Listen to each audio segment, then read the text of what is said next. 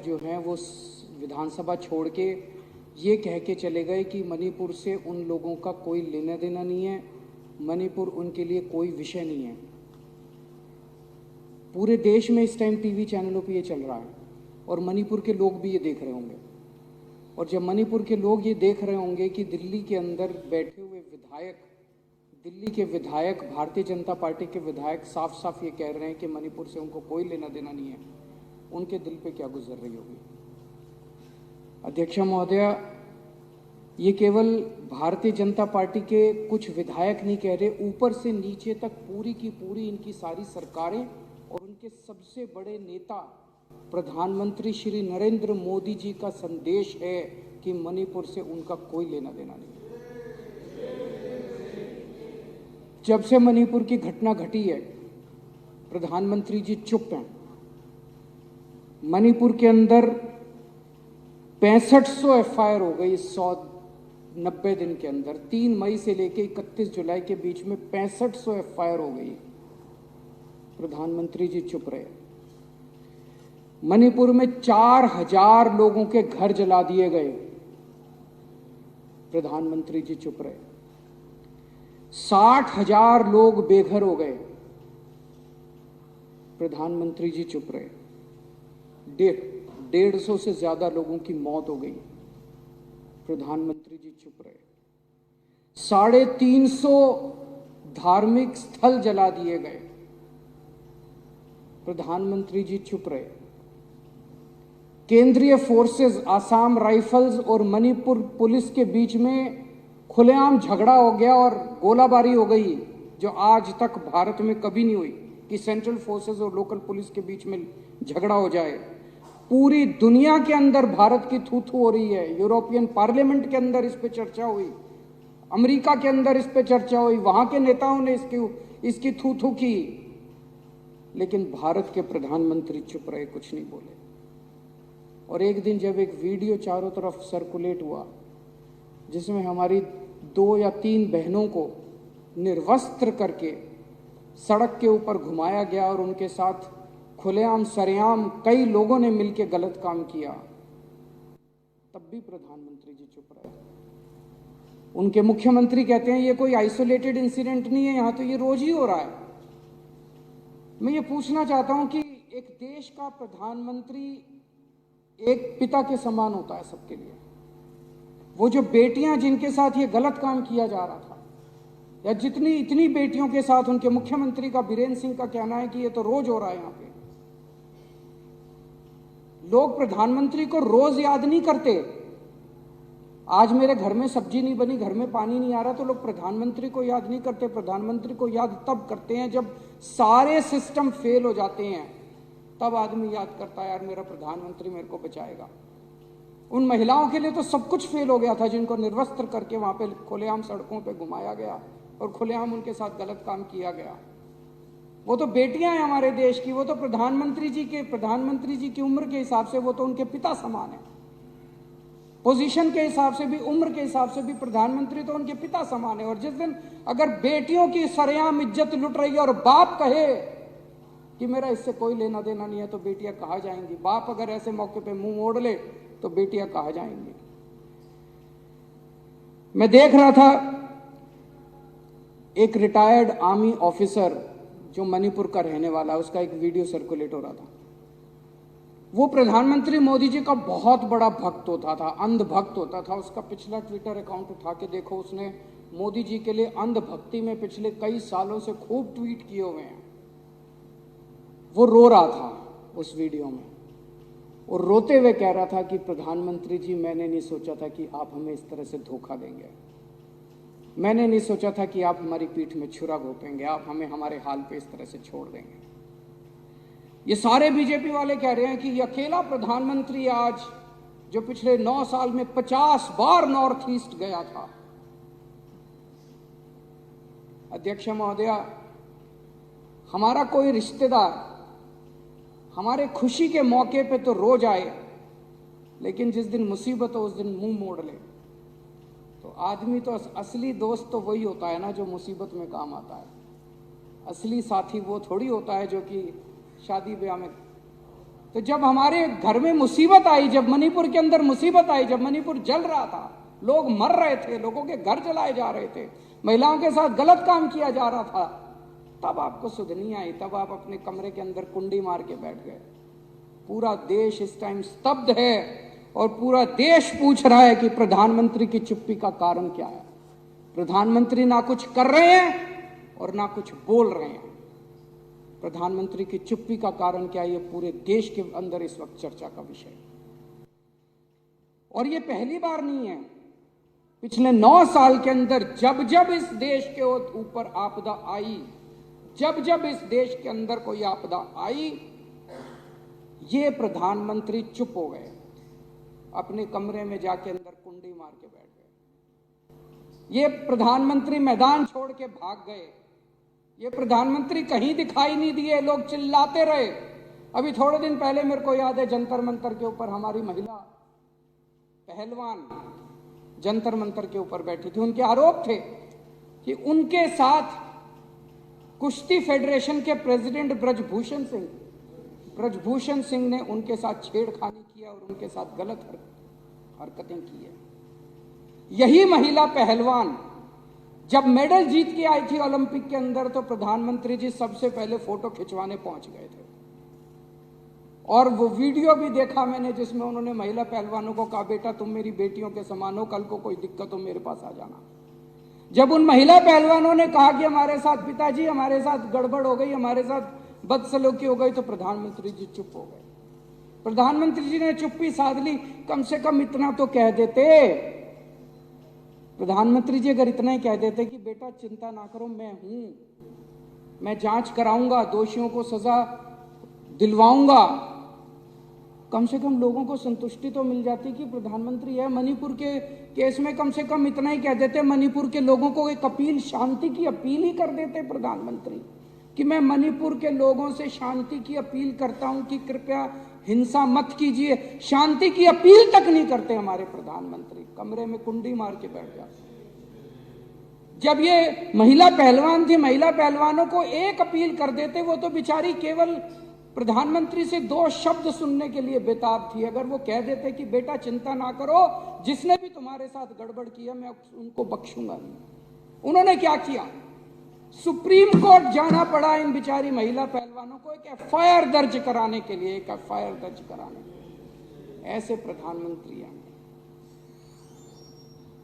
जब चाइना पिछले 9 साल से चाइना हमें आंख दिखा रहा है, जब देखो चाइना हमें आंख दिखा रहा है, प्रधानमंत्री जी चुप है, प्रधानमंत्री जी के मुंह बंद है, प्रधानमंत्री के मुंह से चाइना शब्द नहीं निकलता इस प्रधानमंत्री के मुंह से।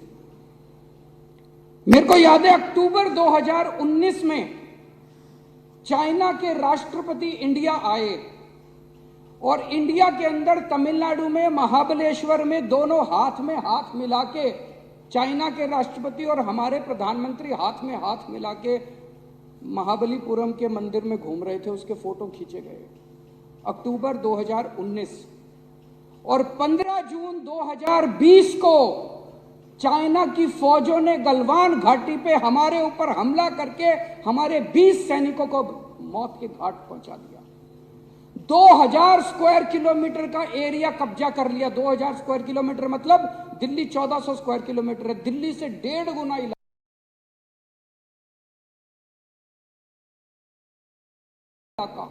दिल्ली से 1.5 गुना इलाका चाइना के फोर्सेस ने कब्जा कर लिया हमारा। प्रधानमंत्री जी चुप रहे, उन्होंने कुछ नहीं बोला। अफवाहें लेके कई लोगों का दावा है, अफवाहें कि 2000 स्क्वायर किलोमीटर जो इन्होंने हमारा कब्जा किया है, अंडर हैंड डीलिंग करके कोई चुपके से डील हुई है और शायद इन्होंने ये उनको दे दिया है, उनसे संधि। अध्यक्ष महोदय, सबसे शर्मनाक बयान अभी फरवरी के महीने में हमारे भारत के विदेश मंत्री एस जयशंकर का आया। उन्होंने कहा they are the bigger economy, China हमसे बड़ी इकोनॉमी है। What I am going to do, मैं क्या करूं। हद है यार, हमारे देश का विदेश मंत्री कहता मैं क्या करूं? As a smaller economy I am going to pick up a fight with the bigger economy. It is not a question of being reactionary. It's a question of common sense. ये हमारे देश के विदेश मंत्री कह रहे हैं. इसके ऊपर बहुत सारे रिटायर्ड आर्मी के अफसरों ने लिखा. एक मेजर जनरल शैल झा हैं, उन्होंने ट्वीट किया, mister Jaishankar should know that it's not India but China which is picking up the fight. Economy or no economy, if we bow down to a bully, we are abandoning our self-respect. Is it acceptable? What a shame. It's cowardice. अध्यक्ष महोदया, ये लोग पानी P P के जवाहरलाल नेहरू को गालियां देते हैं. कम से कम उस जवाहरलाल नेहरू ने चाइना की आंखों में आंखें डाल के उनके साथ युद्ध तो किया था. इन्होंने तो देश को सरेंडर कर दिया चाइना के सामने. और उन्होंने हमारा हमला किया, हमारे 2000 स्क्वायर किलोमीटर एरिया को ले लिया. इन्होंने बदले में चाइना को इनाम दिया. 2018-19 में चाइना के साथ हमारा ट्रेड, हमारा व्यापार $87 बिलियन का था. उसको 1.5 गुना करके 22-23 में ये $114 बिलियन का व्यापार हो गया. मैं आज देश के लोगों से पूछना चाहता हूं, आपको धंधा करने वाला प्रधानमंत्री चाहिए, आपको बिजनेसमैन प्रधानमंत्री चाहिए, या देश की रक्षा और देश का सम्मान करने वाला प्रधानमंत्री देश को चाहिए? सब लोग ये जानना चाहते हैं कि प्रधानमंत्री चुप क्यों है. अगर हम एक ही काम कर देते, इसमें डरने की क्या बात थी? हम चाइना से इतना माल इंपोर्ट करते हैं, हम उनके साथ इंपोर्ट करना बंद कर देते हैं. मैं प्रधानमंत्री जी को कहना चाहता हूं, आंख दिखाने की हिम्मत तो दिखाओ. हाथ में हाथ डाल के मंदिर में घूमने से इश्क होता है, कूटनीति नहीं होती, डिप्लोमेसी नहीं होती. डिप्लोमेसी करने के लिए तो आपको आंखें दिखानी पड़ती है. अडानी का घोटाला हुआ. एक हिंडनबर्ग रिपोर्ट आई जनवरी के महीने में, जिसने पूरे देश में क्या पूरी दुनिया के अंदर हलचल मचा दी. दुनिया का सबसे तीसरे नंबर पे अमीर आदमी था, तीसरे नंबर पे सबसे अमीर आदमी अचानक जो है उसकी, और पूरा बॉम्बे स्टॉक एक्सचेंज तहस नहस हो गया. लाखों इन्वेस्टर्स का पैसा डूब गया, LIC का पैसा डूब गया, बैंकों का पैसा डूब गया. प्रधानमंत्री जी चुप रहे. अरे एक बार बाहर आके इतना ही कह देते, मैं जांच कराऊंगा, दोषियों को सजा दूंगा. ये तो कह देते, एक ट्वीट ही कर देते कि मैं दोषियों को सजा दूंगा, जांच कराऊंगा, जिन लोगों ने देश का पैसा लूटा, जिन लोगों ने फ्रॉड किया, उनको मैं बख्शूं. इतना ही कह देते. प्रधानमंत्री जी चुप रहे. तो अब लोगों को लगने लगा, यार अडानी का पैसा तो सारा मोदी का पैसा है. मोदी चुप क्यों है? मोदी बोलता क्यों नहीं है? मोदी बचा क्यों रहा है उसको? तो लोगों को लगने लगा, यार ये सारा पैसा जो है ये मोदी का पैसा है. जनता जानना चाहती है असलियत क्या है. अगर प्रधानमंत्री चुप हो जाएगा और कुछ बोलेगा नहीं तो अफवाहों का बाजार गर्म होता है. चारों तरफ अफवाहें फैलती हैं, और देश के लिए अच्छी बात नहीं है अगर चारों तरफ अफवाहें फैले इस तरह से.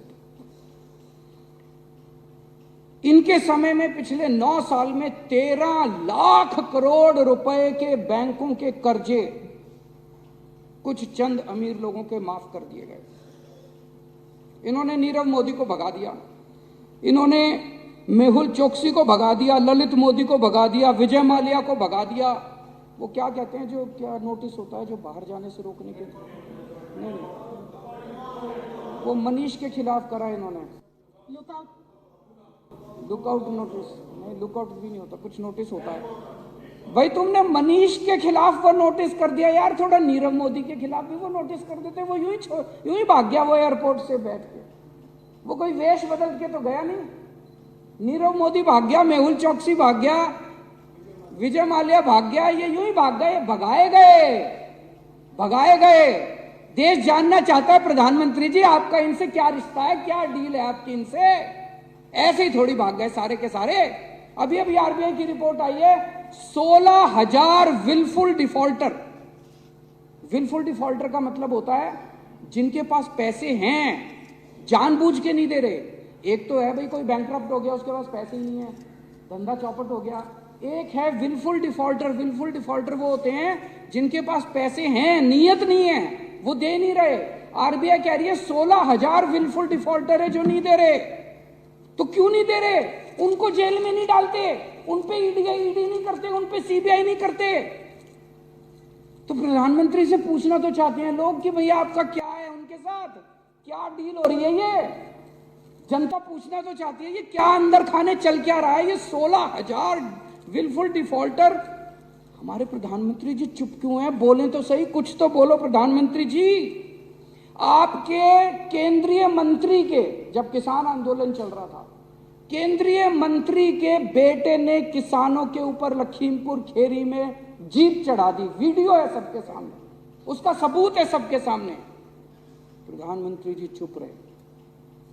हमारे किसान भी प्रधानमंत्री जी के लिए कोई मायने नहीं रखते। सरेआम जीप उनको कुचल दिया, प्रधानमंत्री जी चुप रहे।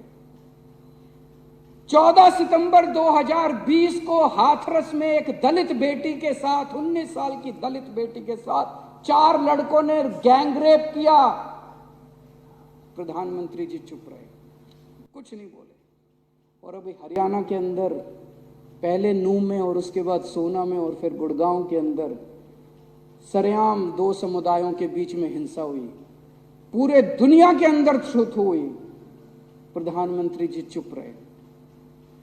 अभी थोड़े दिन पहले एक भाषण दिया प्रधानमंत्री जी ने, फलाने उन्होंने 2-3 नेताओं का नाम लिया। फलाने नेताओं ने 17,000 करोड़ रुपए का घोटाला कर दिया। 3 दिन बाद प्रधानमंत्री जी उनको अपनी पार्टी में शामिल कर दिया। तो जनता जानना चाहती है जी 3 दिन के अंदर उस घोटाले का क्या हुआ? प्रधानमंत्री जी चुप रहे।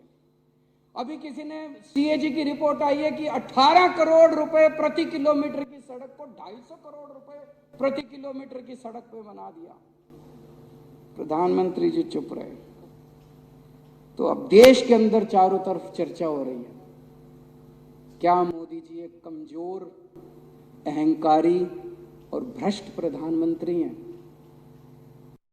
विधायक जो हैं वो विधानसभा छोड़ के ये कह के चले गए कि मणिपुर से उन लोगों का कोई लेना देना नहीं है।